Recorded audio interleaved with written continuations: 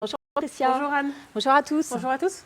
On se retrouve avec Patricia donc pour continuer un thème qu'on avait exploré déjà au travers de 2 vidéos il y a déjà quelques mois. Ça s'appelle l'importance des mots. Alors les vidéos 23 et 24, Ouais, si vous voulez vous y référer. Oui, c'était au début. Il y a 1 an et demi, quoi. C'est ça. Et puis, il y a quand même beaucoup d'expressions qu'on entend souvent dans les milieux du développement spirituel ou du développement personnel.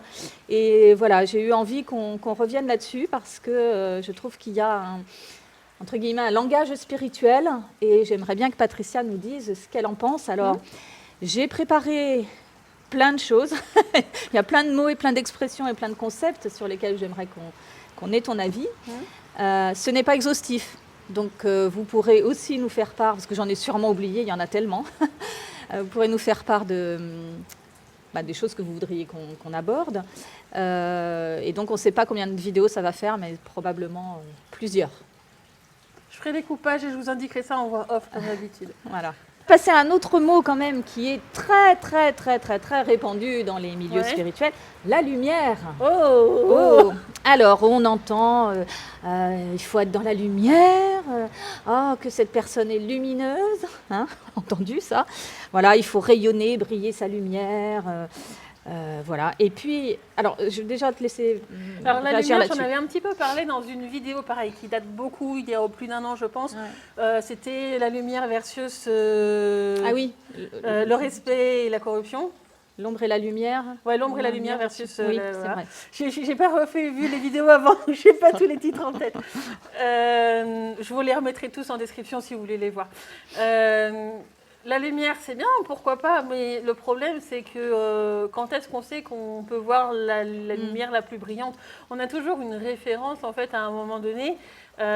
L'image qui me vient un peu, c'est... Moi, j'ai fait de la photographie quand j'étais plus jeune, donc j'ai fait des tirages noir et blanc en laboratoire, etc. Et quand on est quelques heures dans ce laboratoire ou autre, qu'on a juste notre petite lumière rouge qui passe aux lumières normales, quand on regarde le truc, on a l'impression que c'est très lumineux. Puis d'un seul coup, on sort du laboratoire parce qu'on a fini ce qu'on avait à faire, on est en plein milieu d'après-midi, oh, ça nous aveugle, etc. Mais à l'intérieur, on a l'impression que c'était déjà très lumineux. Mais quand on sort dehors, c'est encore 10 fois plus lumineux. Qui va dire, là, je suis rendu au niveau le plus lumineux qui soit? On ne peut pas forcément le dire, tu vois. Donc, à un moment donné, quand on monte de niveau, et moi, ça m'est arrivé, la lumière était plus brillante, certes. Mais du coup, ce que je pensais être lumineux il y a 2, 3, 4, 5 ans, je le voyais plutôt comme sombre après.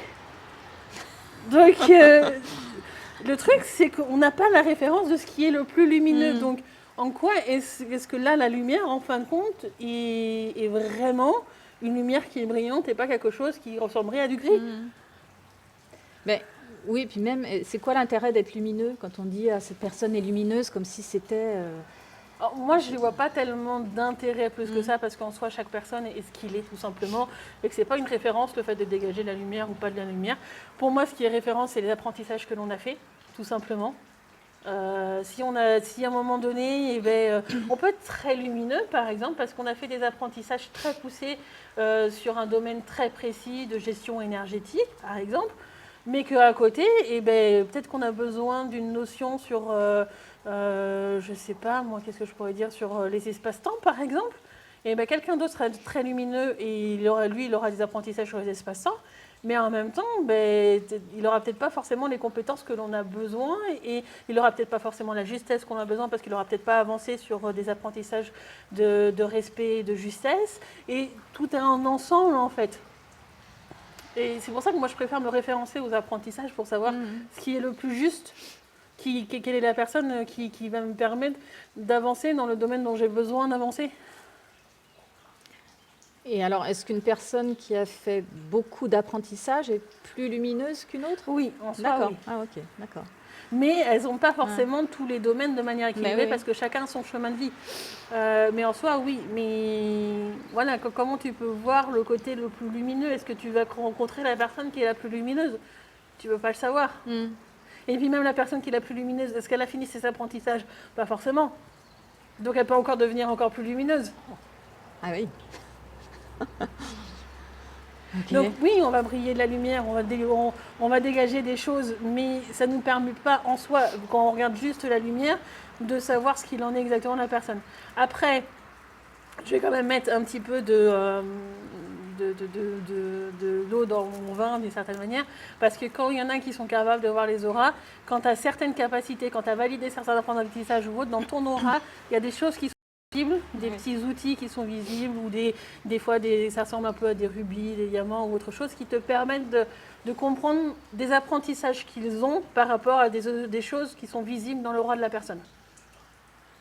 Par exemple, un maître ascensionné aura un sceptre particulier. Donc ça, c'est possible de le voir quand on voit l'aura de quelqu'un. Enfin, s'il le sort à ce moment-là, bien sûr, parce que c'est pas tout le temps sorti. Bon. Sur la lumière, il y a une expression quand même qu'on entend aussi beaucoup en ce moment. C'est la lumière a déjà gagné. Ah, Pardon. ah. Il ne faut pas parler de ceux qui se bataillent. Hein. La lumière, si on disait la lumière a déjà gagné, ça veut dire que ceux qui sont dans la lumière, grosso modo, ils n'auraient plus qu'à croiser les bras et puis ça continuerait d'aller dans le bon sens. Non, ceux qui sont vraiment dans la bataille pour arriver à faire que tout ce qui est dans la domination, tout ce qui est horrible d'abus sexuels, enfants et autres trucs, hein, torture et j'en passe. Comment dire, c'est un combat constant en fait. On en parle justement dans la vidéo, je ne sais plus laquelle que tu m'avais fait, ça devait être sur les symptômes ou autres, où je suis directement dit, bah, c'est les attaques et tu pensais à faire sur autre chose. Je remettrai le nom en vidéo, je vous le mettrai sur la vidéo là en dessous. Mais c'est un combat constant à faire des demandes en justice constantes, etc. Oui, on a un petit peu l'avantage en ce moment, mais ça ne veut pas dire qu'en ne faisant rien, on va gagner. Ça veut pas. Moi, je sais très bien que je ne relâche pas mon intention parce que ça pourrait être un moment où j'aurai des très grandes attaques, etc. C'est extrêmement fatigant en fait d'être dans ce côté-là qui est là pour combattre, parce qu'il faut utiliser les bons termes, combattre ceux qui sont dans des choses extrêmement basses vibratoirement parlant. Et certes, on est actuellement, au moment où on tourne la vidéo, sur le moment de la bascule dans la matière, des épurations se font très très vite, mais ces épurations, elles ne se font pas comme par magie, il y a des êtres qui sont derrière et qui les font. Mais donc par rapport à cette expression, la lumière a déjà gagné, ce qui te gêne le plus, c'est le fait de dire que c'est déjà gagné. Oui. Oui. Je pensais que tu réagirais aussi sur la lumière, mais... Bon. Oui, parce que quelle lumière exactement a gagné ça pourrait être une lumière sombre plutôt qu'une lumière lumineuse, etc. Ouais. Ce qui me dérange le plus dans l'expression reste la notion de temps et de déjà gagné. D'accord. Parce que ça apporte quelque chose comme une déformation de dire c'est fait, on n'a plus rien à faire. Alors que c'est tout le contraire. Ça demande énormément de travail en fait. Et moi j'en connais plein d'êtres dans le subtil qui sont extrêmement fatigués de combattre comme ça constamment, etc. Donc c'est pas on a déjà gagné, c'est on travaille pour gagner. Oui, mais tu vois, c'est une expression, tu seras d'accord avec moi, ça fait plusieurs années qu'on entend ça.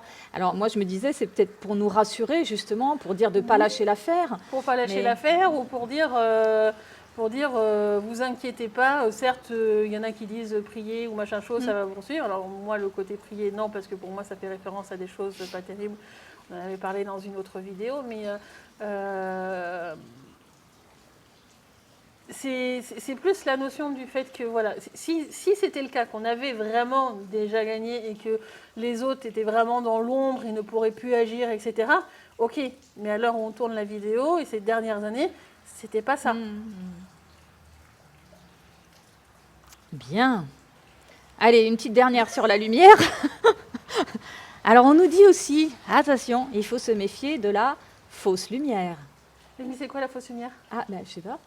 Non, mais c'est ça, c'est que moi, quand on me dit fausse lumière, je ne mettrai même pas les ampoules qui sont la lumière artificielle d'une certaine manière, parce que c'est une lumière, certes, qui est générée, entre guillemets, artificiellement, mais ça reste une lumière.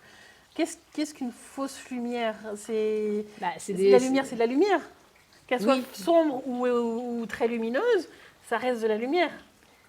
Je pense que tu vois très bien de quoi il s'agit. C'est de... Oui, non, mais moi je te donne mon interrogation par rapport à cette expression-là.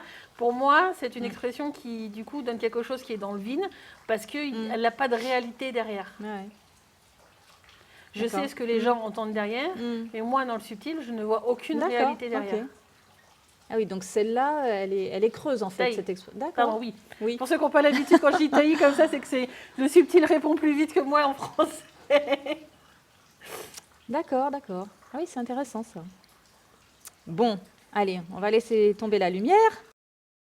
Comme indiqué en début de vidéo, cette interview a été séparée en 3 parties. C'est la fin de la 2e partie. Nous vous disons à très bientôt pour la 3e partie. Eh bien, merci beaucoup. J'espère que ça vous aura intéressé. N'hésitez pas à mettre en commentaire d'autres mots que vous aimeriez qu'on explore avec Patricia. Voilà. Merci Patricia. Merci Anne. Au revoir. Au revoir.